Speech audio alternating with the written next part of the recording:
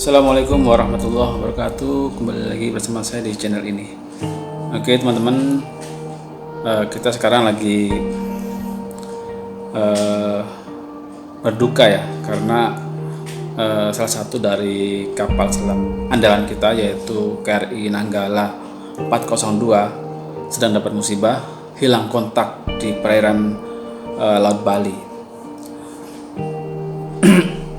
Dari 2 hari yang lalu, saat saya lagi ngobrol dengan teman-teman di grup WA, dan kita mendengar bahwa salah satu dari kapal selam kita yang terlibat dalam latihan tempur di Laut Bali hilang kontak. Nah, setelah kita cross check, ternyata yang ikut adalah kapal selam KRI Nanggala 402 yang akan melakukan uji coba penembakan torpedo. Dan sampai dengan sekarang masih dalam proses pencarian, proses deteksi, dan kita doakan semoga ada hasilnya, karena informasi yang sekarang lagi sudah tergambar atau perkiraan kapal selam KRI Nanggala 402 itu tenggelam di sebuah palung yang memiliki kedalaman sangat dalam, 600 sampai 700 meter di bawah permukaan laut. Dan memang Laut Bali ini terkenal dengan kedalamannya ya, dikelilingi dengan laut dalam, karena ada beberapa palung-palung yang ada di sekitar Laut Bali. Dan setelah ada kabar hilang kontak dari KRI Nanggala 402, pihak Indonesia mengontak beberapa negara yang memiliki kapal-kapal spesifikasi untuk evakuasi, penanganan dari kecelakaan kapal selam. Nah, kemarin sempat mengontak dari Singapura yang langsung berangkat, dan juga dari Australia, dan juga Korea Selatan juga menawarkan bantuan. Kemudian India juga menawarkan bantuan karena mereka memiliki kapal-kapal untuk spesifikasi itu. Dan juga Amerika Serikat juga menawarkan juga bantuan, dan beberapa negara lainnya.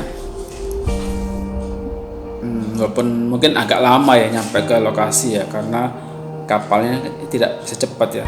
Untuk Singapura aja kapal untuk combat SAR-nya itu jalannya di laut itu 10 knot. Jadi ya bisa hari ini baru nyampe, hari ini dari 3 hari yang lalu. Hilangnya kapal selam dari KRI Nanggala 402 ini menjadi pukulan berat bagi armada kapal selam Indonesia, Angkatan Laut khususnya, bahwa kita memang harus ada peremajaan dari kapal-kapal selam kita dengan teknologi yang terbaru dan mungkin dengan produk yang terbaru, karena banyak kapal perang yang tipe kapal selam yang bisa kita cari, seperti halnya yang dimiliki oleh negara tetangga. Bisa beli Scorpion, beli Kilo, mungkin beli banyak lainnya yang mungkin bisa menaikkan dataran dari kapal selam kita. Oke, menurut kronologis ya, kapal ini hilang kontak pada jam 3 pagi di kemarin, beberapa 2 hari yang lalu, saat melakukan latihan tempur.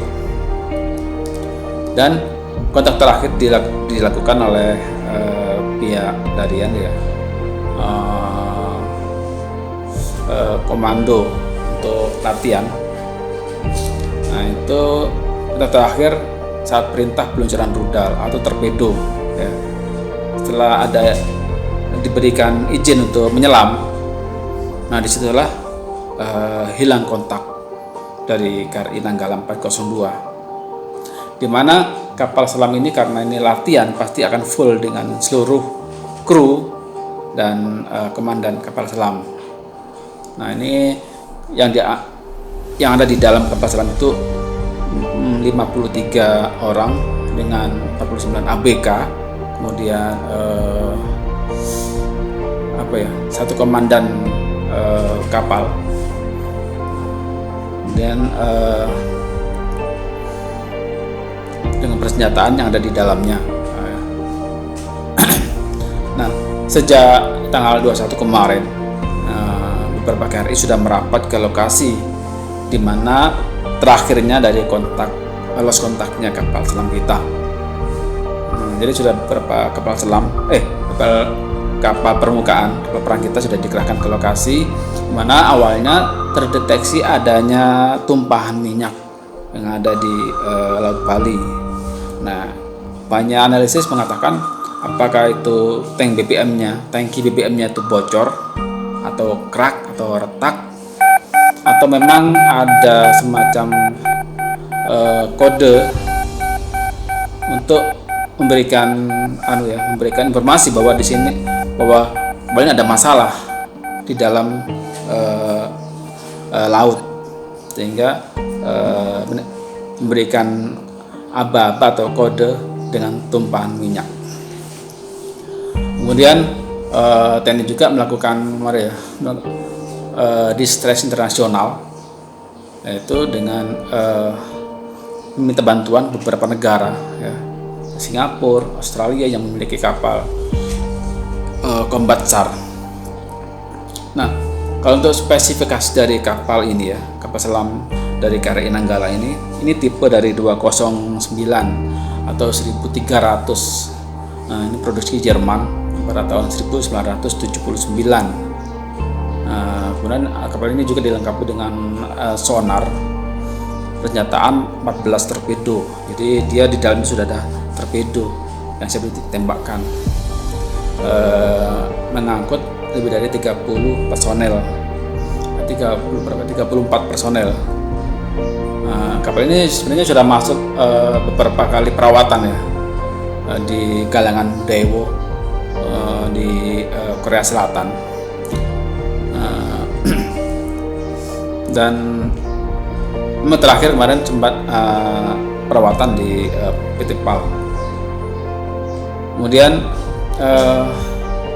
kapal ini ketika di dalam air, di dalam laut, itu mampu melakukan perjalanan atau kecepatan kapal selamnya ini semaksimum 21,5 knot. Jadi ya sebenarnya cukup laju, ya, untuk di dalam air. Jadi sejak 1981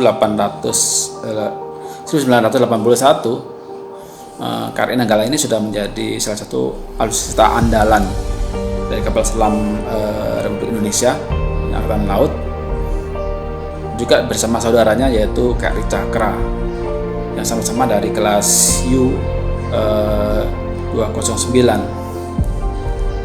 Nah, ini menjadi kapal selam yang baru, ya, di tahun 1981, menggantikan beberapa dari kapal Whiskey yang sudah pensiun.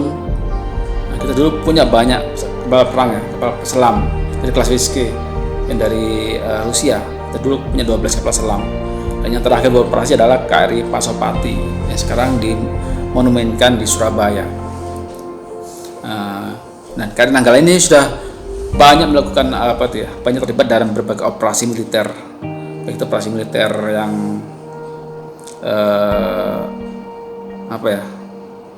yang real maupun latihan-latihan tempur.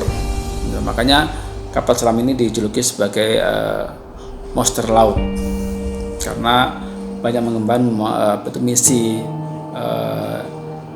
misi operasi militer secara Asia dan cukup banyak. Dan sekarang lagi proses proses pencarian dari beberapa kapal-kapal yang sudah merapat ke lokasi, dan kita masih menunggu seperti apa nanti, karena batas waktunya adalah kapal ini kan memiliki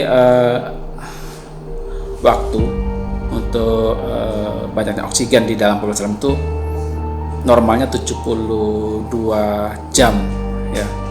Nah sekarang sudah 2 hari ya. Berarti kalau sekarang sebenarnya masih tertinggal 15 jam kemampuan oksigen yang ada di dalam kapal selam.